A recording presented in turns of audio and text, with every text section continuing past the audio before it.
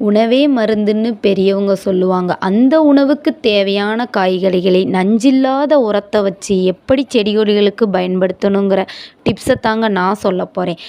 இந்த டிப்ஸை ஏன் நான் சொல்லப் போறேன்னா, குழந்தைகளுக்கு எப்படி வீட்டிலேயே உணவை தயாரிக்கிறோமோ, அதுபோல தாங்க தாவரங்களும். கடையில் உரம் வாங்கினா கெமிக்கல் இல்லாமல் இருக்காது. அதனால நாம் தயாரிக்கிற உரமே தாவரங்களுக்கு போதுமானது. தாவரங்களை வளர்ப்பவங்களுக்கு இது புரியும். குழந்தைகளை போல தானங்க தாவரங்களும். அது நம்ம சமையலுக்கு பயன்படுத்திய காய்கறி கழிவுகளை சேகரித்து தாங்க இந்த ஃபெர்டிலைசரை நான் தயாரிக்கிறேன். நீங்களும் இதை பயன்படுத்தி செழிப்பாக தாவரங்களை வளர்க்கலாம்.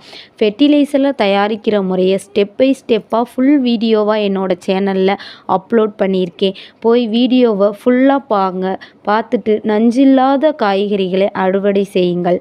இதுபோல் யூஸ்ஃபுல்லான டிப்ஸுக்கு என்னோடய சேனலை சப்ஸ்கிரைப் பண்ணிக்கோங்க. பெல் ஐக்கானை கிளிக் பண்ணிக்கோங்க. அப்போ தான் நான் போடுற வீடியோ உடனுக்குடன் உங்களை வந்து சேரும். Happy gardening.